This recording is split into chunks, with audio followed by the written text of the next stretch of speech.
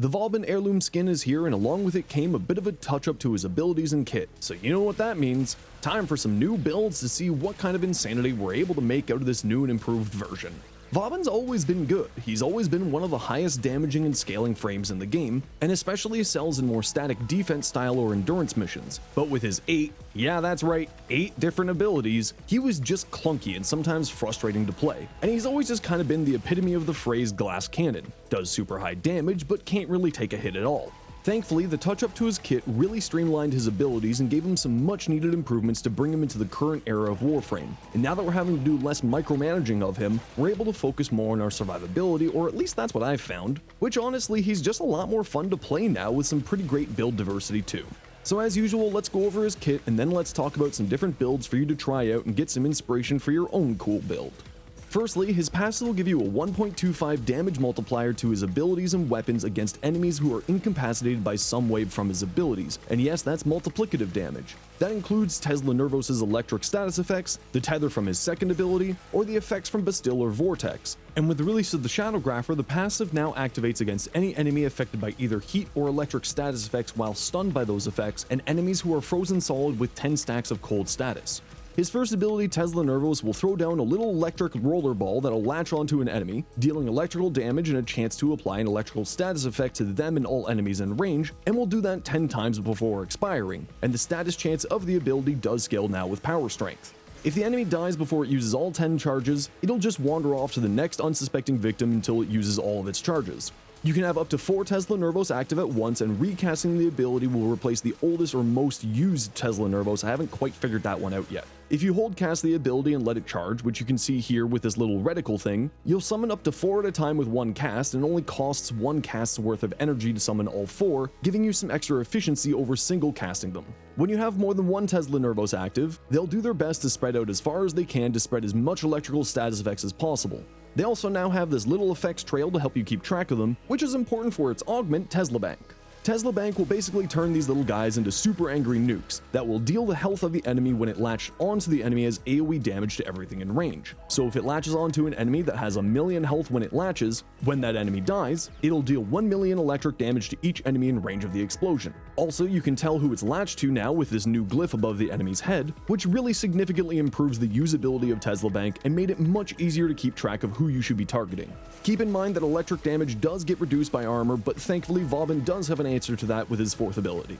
His second ability, Minelayer, saw some really great improvements in usability and has gone from a 1 button for 4 abilities into a tap hold, with those 4 different mines being condensed into 2. The first one being the tap cast is Flechette Tether Mine, and the hold cast is the Vector Overdriver Mine. And you can have 4 of each of these out at once for a total of 8 between the 2 versions of the ability. Let's first go over the Vector Overdriver side of things because the Flechette Tether Mine has a lot to talk about. When you put it down on the floor, it'll deploy this little chevron thing on the ground, and when something walks over it in the direction of the arrows, it'll get boosted in that direction. If it's an enemy, they'll get staggered a bit, but if it's yourself or a squad mate, the person walking over it will get a buff increasing their weapon damage and movement speed by the amount shown by the buff in the top right, and will automatically also apply to companions. While the movement buff is additive with other speed increasing effects, its damage buff is actually multiplicative and is also considered a universal weapon buff, such as but not limited to Arcane Arachne, Nourish, or Vigorous Swap, meaning that its damage increase will apply to abilities that count as weapons, which is incredible and plays well into the other mine of the ability, Flechette Tether.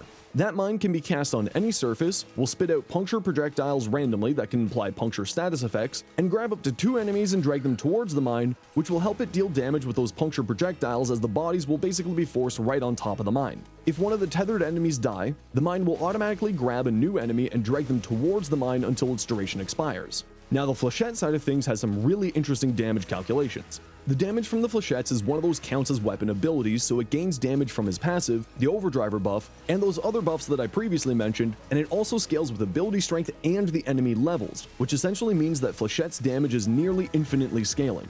Also, it's worth noting that Flechette's damage is reflective to these kinds of buffs, meaning that if those buffs run out, you won't need to recast all the Flechette mines, just the universal damage buff, and then the buff will apply to any Flechette mines that are currently active. On top of that, it has a base 50% critical chance and 2 times critical multiplier, which can be improved as well with things like Arcane Hotshot, Arcane Avenger, Tenacious Bond, or Arcane Crepuscular, potentially giving it some really wild amounts of damage. His third ability, Photon Strike, saw some really major improvements as well. When cast, it'll call down an orbital strike on the point of where you cast it, dealing some pretty good blast damage and applying a blast status effect. Also, it launches enemies into the stratosphere, which is mildly hilarious. It'll also deal double damage to enemies with Overguard, giving Vauban an actually really impressive way to deal with it. Just like with the Flechette Mine, Photon Strike's damage also scales with enemy levels, again making it incredibly strong for endurance missions. Its Augment Photon Repeater really does bring it up to the next level of damage though. When Photon Strike hits 5 or more enemies, the next cast will cost no energy and fire 3 strikes rather than 1. The neat thing is that this can be continuously chained, making the ability basically free for the whole entire mission while raining the wrath of God upon those poor unfortunate fools. But you do have to wait for it to properly hit the enemies before recasting it, as it does have a short delay between when it hits and registers the necessary amount of enemies hit. And more importantly, the first strike of the barrage needs to hit 5 or more enemies. The extra hits don't seem to activate the augment. Finally, we have Bastille, which is again a tap-hold ability, with Bastille being the tap and Vortex being the hold. Bastille will lift all enemies in range into the air and remove their armor over time, which can be improved with ability strength, and also give yourself and your allies who are standing in its area up to 1500 armor over a few seconds, with ability strength also increasing the buff speed along with the number of enemies affected by Bastille. You and your allies will keep the armor buff for a short time, and it will refresh when you walk back into the area of any Bastille. When Bastille expires, it'll suck all enemies into the center point as it converts into the hold cast of the ability Vortex, which, like I implied there, is also castable on its own. Vortex will drag all enemies who don't have Overguard into range, as well as anything that you can pick up like ammo packs or orbs, ragdolling enemies, and when they're ragdolled by the ability, they'll also have a chance to be affected by magnetic status effects, which the status chance now scales with ability strength. One thing to note is that Vortex's grab will go through line of sight, meaning that it will attempt to drag enemies in a straight line towards the Vortex, which basically means that it'll suck enemies into walls or terrain and hold them there, which can be a bit frustrating. However, there's some other things that you should know about how it'll work. If you have a Bastille active and try to cast a Vortex with hold cast, it'll force the Bastille to end and turn it into a Vortex rather than keep that Bastille active and cast a new Vortex. Meaning that if you'd like the grouping function as well as the armor reduction and buff sides of Bastille, you'll want to cast Vortex first and then cast Bastille, as the enemies within the AoE of Bastille will still get their armor reduced as long as they're within the area of Bastille, including enemies who have Overguard. Also, you can have 4 of each Bastille and Vortex down at the same time for maximum coverage. Its augment, Enduring Bastille, will affect both versions of the ability. For the Bastille side, it'll increase the duration by 2 seconds for each enemy killed within its radius, and for Vortex, it'll increase the duration of Vortex for each extra cast of Vortex that you throw into the Vortex by 70% of the ability's duration, up to a maximum of 10 times its duration. But there's a few synergies with his fourth and other abilities. As Vortex will group everything up for you, this makes it incredibly easy for the Flechette Tether Mines to maximize its damage potential if you cast it into the Vortex, and the Tether does have a higher base range than Bastille or Vortex, helping to drag enemies into those abilities. If you're using the Tesla Bank Augment for the Tesla Nervos, then Vortex will group them up nicely for that extra damage. Bastille's armor reduction will also help to improve Tesla Bank's damage, and also Tesla Nervos can now target enemies lifted by Bastille or sucked into Vortex. And finally, Photon Strike won't Technospace program enemies who are affected by either Bastille or Vortex, and will actually get sucked into the Vortex as well, making it super easy to maximize its damage potential or to activate its Augment Photon Repeater. For playstyle, it seems a bit hectic with all the casting you'll be doing, but ultimately it just breaks down to ability and duration management and finding a good spot for you to set up your base, so to say.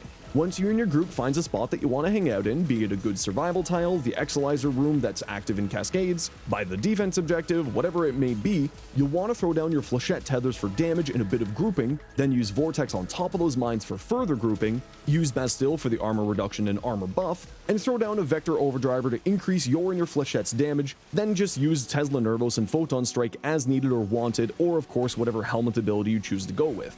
Alright, let's get into the build stuff. Before we get into my endgame builds, let's quickly go over some beginner-oriented builds to get you started.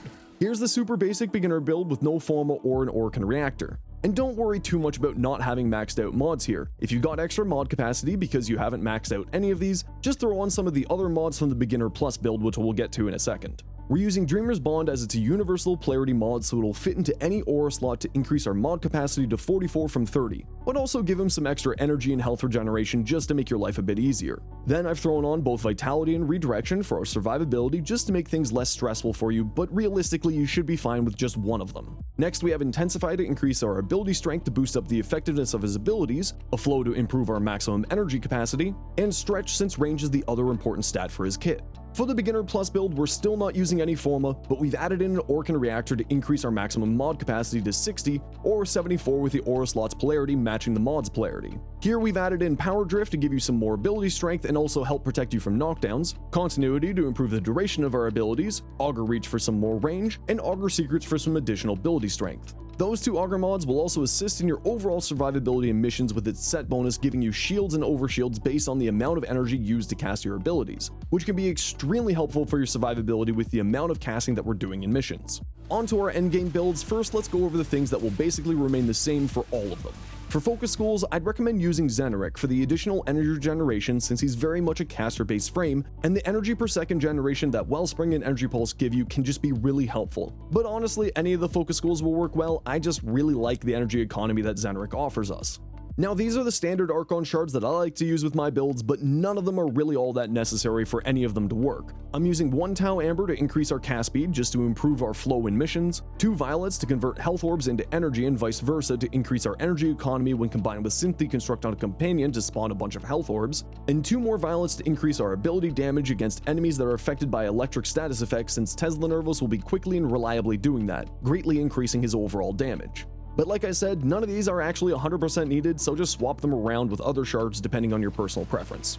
First, let's go over a no Helminth build, but keep in mind that you can definitely swap in any ability that makes sense for you, like Grendel's Nourish, as we mentioned before, the damage bonus for the Flechette Mines, viral status application from Vortex, and of course its energy multiplier, Rhino's Roar for the ability and weapon damage boost, or something to help with survivability like Komi's Onamori. And I definitely recommend putting any Helminth over his Photon Strike or Tesla Nervos depending on which of those you don't want to use. For the build, I've gone with Brief Respite for a bit of shield gating and Prime Sure-Footed just so that I don't get knocked on my butt too much. But for both of these slots, use whatever makes the most sense for you. As we went over in the abilities, Vauban is very much a strength and range inclined frame. So that's what we're going to be focusing on with our builds. With Overextended and Archon Stretch giving range to all of our AoEs and abilities and a bit more energy regeneration, and Blind Rage and Umbral Intensify to increase their buffs and damage. I've also gone with a Prime Flow to boost up our maximum energy, Prime Continuity for duration, making life a little bit easier on the amount of casting that we're going to need to do, and Rolling Guard for a status cleanse and emergency and vulnerability period when things get hairy. Now, this last slot with Tesla Bank is totally up to personal preference. I personally love this augment because there's no kill like Overkill and Warframe, but throw on any of the other augments here or some more Ranger Strength or even catalyzing shields if you feel like going hard into shield gating.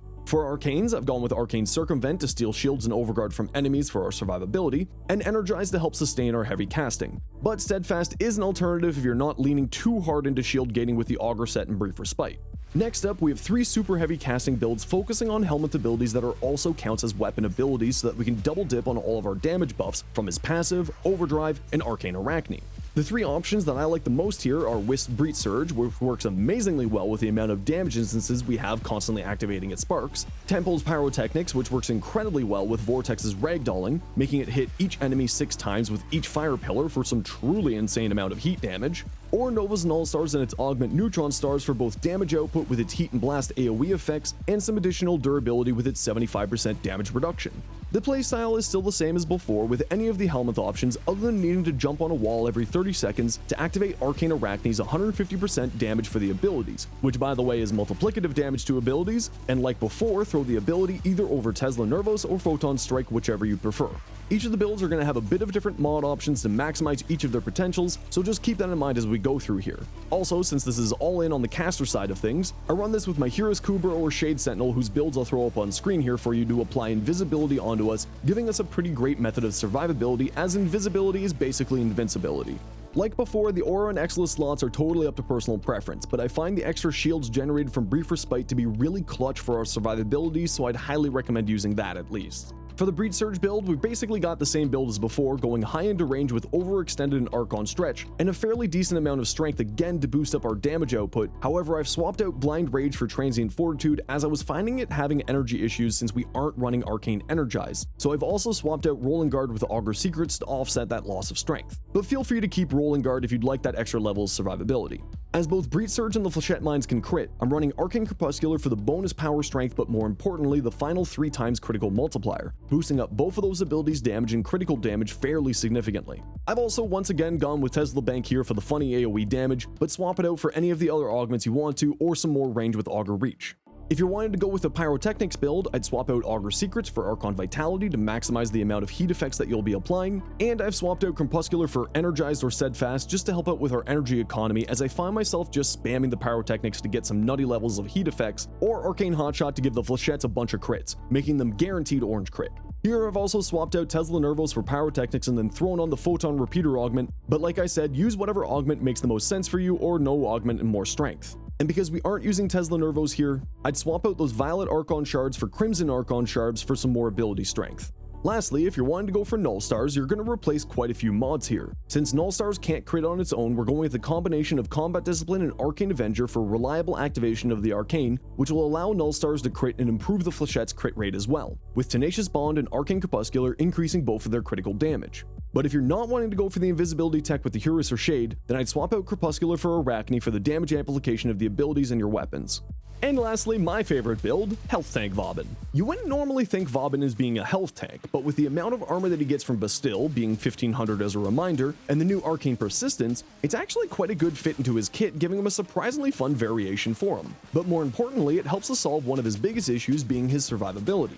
For those who don't know, or just as a refresher, Arcane Persistence will make it so that you can't take more than 500 damage per second, but it does have some downsides, like you don't get any shields, you need 700 armor in order to activate it, which is solved with Bastille, Nullifier Bubbles and the Violent Acolyte will turn it off, and so will Magnetic Status effects, and Slash effects and True Damage will bypass it completely. So we need to plan around those limitations, not to mention that Vauban doesn't really have a way to heal himself. With that in mind, there's 3 really great helmets that I'd recommend that you give this build a try with. First up is Trinity's Well of Life that will heal you over time, make you status immune while you're within its radius, and also give you a Get Out of Death free card every 2 minutes with its Death Negation feature, and you can have 3 active at once, making Vauban unkillable as long as you're in range of 2 of these, with the build that we have here giving us 245 health per second, and any health orb spawned by our Synth Deconstruct companion will cover that last 10 damage. Secondly is Uriel's Remedium, which will heal and status cleanse you on cast and also give you a brief invincibility window while it's in its cast animation. Finally, my favorite option is Revenant's Reeve, which will again status cleanse you, regenerate your health, make you immune to damage during its animation, gives you some movement tech, and deal percentage-based damage to all enemies that come in range of you and can be amplified with viral effects, which I'm using my Panzervoltpfeile here for that, which here's its build for you. With any of these, the only thing you really gotta watch out for is status effects and your health value. I find that Well of Life is best for when you're wanting to help out your allies or in a more stationary mission where you can set up your base more long term. Reeve is great for when you're wanting to be moving around more in mission with its movement tech, and Remedium is just a nice alternative flexible choice. No matter which of the different helmets you go for, the build's going to be the same, so give them all a try to see which one fits you best. For mods, I've gone with Growing Power to amp up our strength a bit more to increase our healing from the helmet and our damage from all of our abilities. And again, Prime Sure-Footed because knockdowns annoy me, but it's not needed with the Well of Life helmet, so swap in Cunning Drift if you're using that one. Blind Rage and Umbral Intensifier are both here for more ability strength, with Umbral Vitality for some additional health to play into that whole health tanking thing we're going for, and also its set bonus giving more strength. There's also Archon Stretch and Overextended for some more range and bit of energy regeneration, Prime Flow and Prime Continuity for energy and duration, and again, I love Tesla Bank, but like before, throw on whatever makes the most sense for you here, either augment-wise or some more range or some more strength. Obviously, for Arcanes, we've gone with Arcane Persistence because that's what this whole build's based around, and Arcane Blessing to improve our health value, giving us more leeway with Persistence. Overall, while the little rework that Vauban got didn't really change a whole lot for him for damage or capabilities wise, the quality of life improvements that he got really just made him much more enjoyable to play and greatly increases overall build variety and diversity. He's still basically the same old Vauban, so if you're old like me, you'll probably still enjoy his kit if you liked him before, but if you weren't a fan of how clunky or slow his kit felt, you should absolutely give him another try because it's really a night and day difference. Let me know what you think of the builds in the comments, or let me know what you change with them to suit your personal preferences or playstyles to maybe give some ideas to your fellow Tenno. And a special big thanks to those of you who are members of the channel. I really appreciate you all for the extra support. You really do make a difference, so thank you. And as always, sub for more tips and swing by my stream if you need any help.